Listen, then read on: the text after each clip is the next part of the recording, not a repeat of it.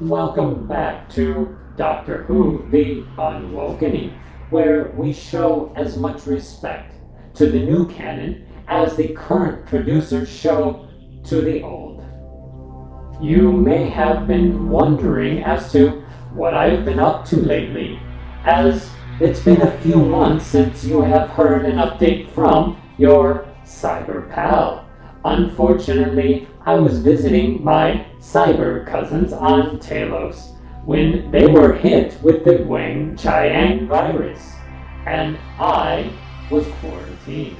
Luckily, there was no runs on toilet paper like my Earthling friends had to endure, but rest assured, the mission to annoy the Dr. Woke crowd by sanitizing wokeness continues, and updates will be forthcoming.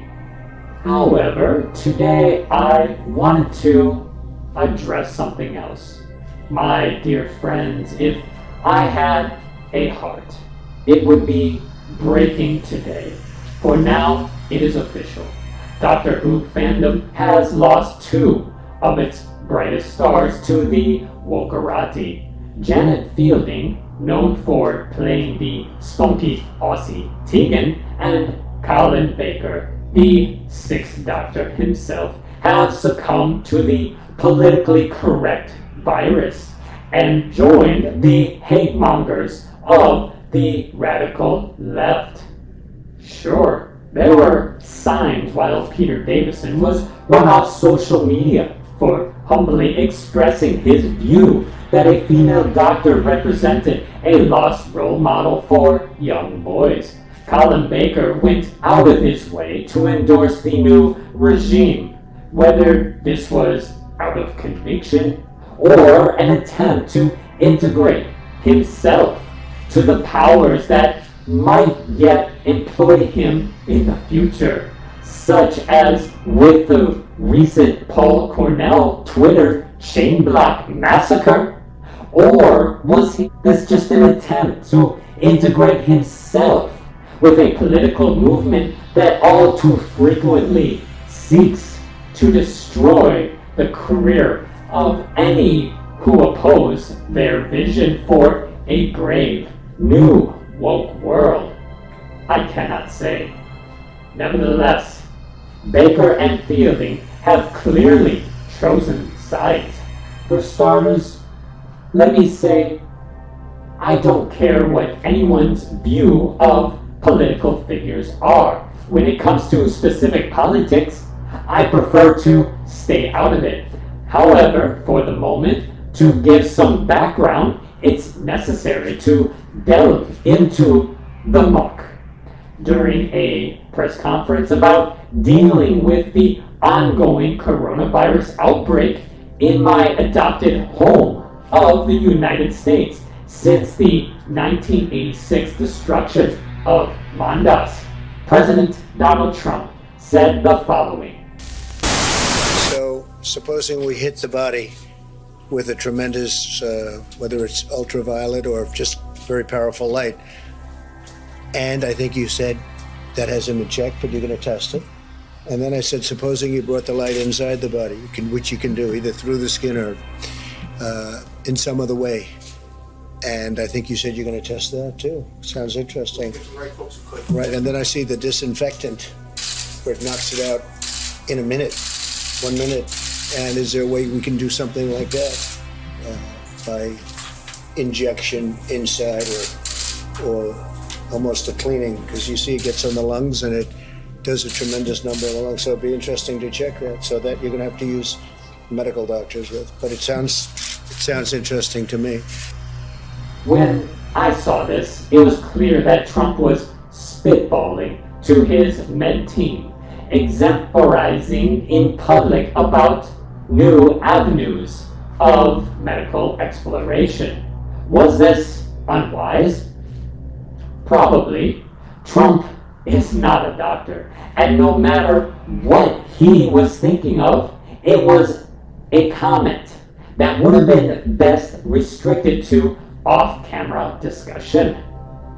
However, some have portrayed this comment either out of deliberate deceit or animosity, stemming from Trump derangement syndrome, or because they had themselves been lied to by the media. That Trump was encouraging John Q. Public to take a syringe and inject themselves with Clorox. Enter Janet Fielding. On April 24th, Miss Fielding made the following response to Trump's off-the-cuff comment. I do hope that if Trump gets COVID-19, doctors inject him with a disinfectant and give him a course of chloroquine to follow. To this, Colin Baker responded, We can only dream, Janet X. I was stunned.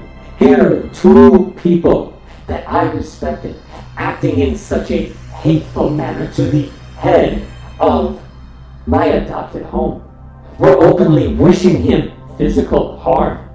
I had to respond, but in my response, I wanted to be respectful and not my usual snarky self.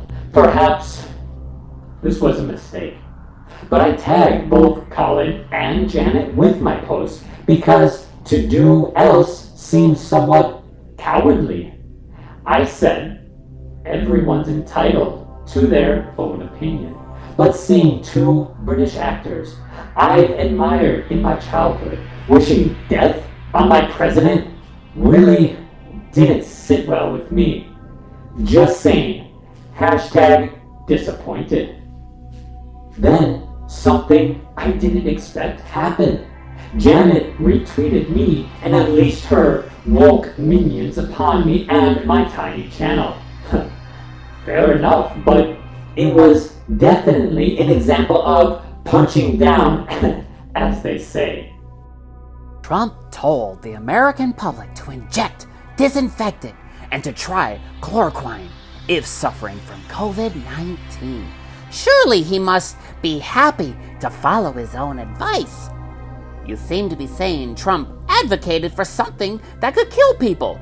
I said nothing about killing anyone. The first part of Janet's statement was patently false. If she didn't know that, she should have made sure. Secondly, while she's correct that she didn't explicitly call for Trump's death, in misusing on his potential infection by COVID and using the treatment that she suspected could be life-threatening, especially to a septuagenarian like Trump. Her implication and Colin's was very clear. Still, trying to remain respectful and also stand my ground, I said, there's a lot more to it than how you've framed it. Nevertheless, I don't care if you dislike Trump or if you think of him as an idiot. When you publicly wish the death of the head of a state, you are insulting more than just that person. Just something to consider. But I very much enjoyed your work. I won't bore you with the considerable fallout from the retweeting. Suffice to say, amidst some of the tweets of support of people of different opinions on Trump, there was an awful lot of orange man, bad, hateful lashing out, and even expressing that I too should die in a similar fashion. Too bad for them. Unless they have advanced weaponry, Cybermen are very hard to kill. I, nonetheless, kept it civil, reserving my snark for other battles out of respect for persons I once thought well of. It is said that you should never get to know your idols. You can only be disappointed. While I'm sure there are exceptions to this rule, in my case, this has turned out to be painfully true. But even as our favorite actors succumb to this madness, that is wokenness, we must yet not give in to the hate. For if humbly saying that publicly wishing the death of your political adversary is a bridge too far and cause for censure, then what else is there left to freely talk about? That's all for this time, my cyber friends, and I bid you adieu. And remember, all of you, to never be woke, but always remain wide awake.